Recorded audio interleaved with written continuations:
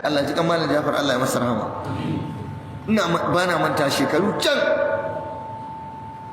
farkon dawo Malam Abdul Wahab daga Madina, bai fara makarantarwa ba, aka tafi wani wa'azi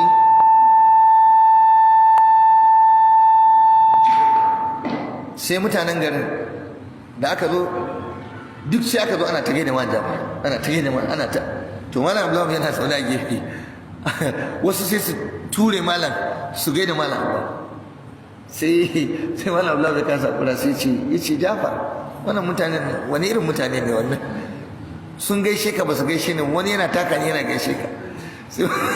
Sai malam yace kai hakuri, kai ba su san ka bane, da sun san kai ne wani to da sai sun zo sun gaishe ka kafin su gaishe ni.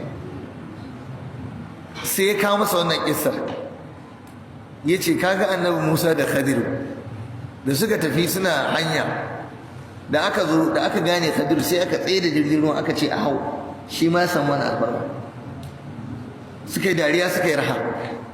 To kuskure ne wani yana ganin ya sanu a garinsu ko a ƙasarsu ko cikin al'ummarsa ko na abu, zai iya zuwa wani guri ba san ka ba.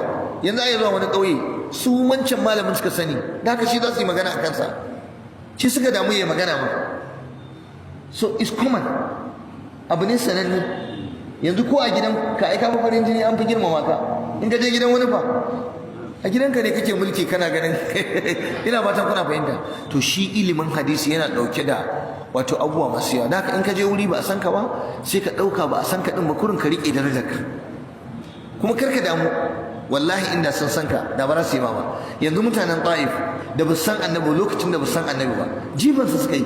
Ka duba kusanci tsakanin Makka da Taif, da mota nan da nan ne zaka je Taif Makka, Taif Makka.